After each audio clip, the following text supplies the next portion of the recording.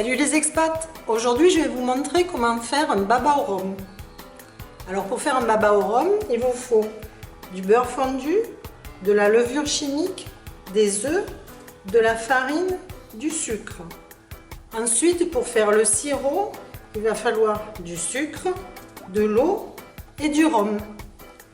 Alors moi pour réaliser cette recette, j'utilise mon rhum arrangé que j'ai fait avec diverses épices et agrumes et qui marine ainsi depuis plusieurs mois voire plusieurs années. Je vous donnerai la recette si vous voulez. Sinon vous pouvez utiliser du rhum ambré trouvé dans le commerce. Alors je verse le sucre et les œufs dans le saladier.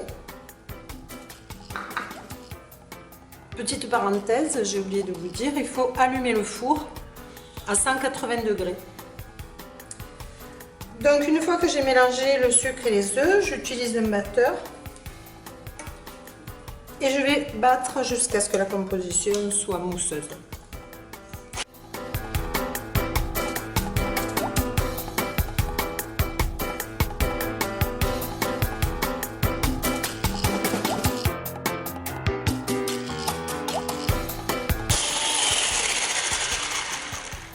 Voilà, je verse le beurre fondu,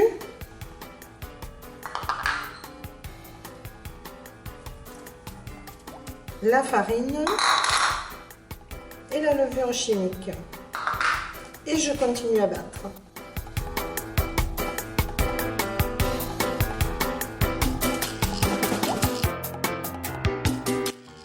Voilà, ma composition est bien mélangée, bien homogène. On va verser maintenant dans un grand moule ou pour moi dans des petits moules. Donc j'ai des petits moules en aluminium et des papiers, des coupelles. Je vais remplir mes coupelles et les mettre dans des moules individuels.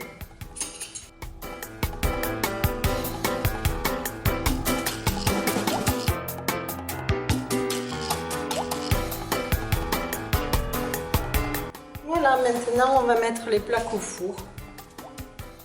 Alors pendant que les babas cuisent, ou le baba, si vous avez fait un gros baba au rhum, on prépare le sirop. Donc pour cela, on verse l'eau dans une casserole. On verse le sucre. On va remuer, porter à ébullition. Voilà, j'ai mis ma casserole à feu vif. Je remue pour bien mélanger le sucre avec l'eau. Et on va attendre que ça commence à faire des bulles. Donc quand ça bout, je verse le rhum. Une fois qu'il y a le rhum, je réduis le feu à un petit frémissement. Et on laisse ça frémir entre 2 et 3 minutes. Voilà, le sirop au rhum est prêt. Mes petits babas sont prêts. Il ne reste plus qu'à arroser les babas copieusement avec ce sirop.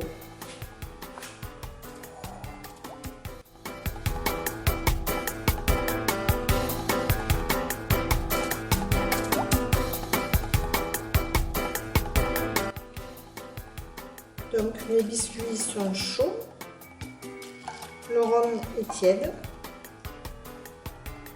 Vous faites comme si vous vouliez imbiber des éponges.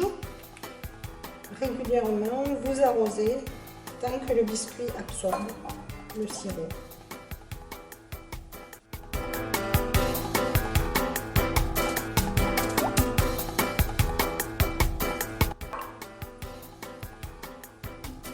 Voilà, là je vois que le sirop commence à rester un petit peu sur les bords, donc on va un peu patienter, quitte à revenir après, vérifier si tout a été observé. On en remet encore un petit peu. Je pense que ce sera apprécié. Petite précision, le baba au rhum, vous pouvez l'accompagner avec de la chantilly maison ou une bonne crème pâtissière. À vous de choisir. Bon appétit les expats, à bientôt.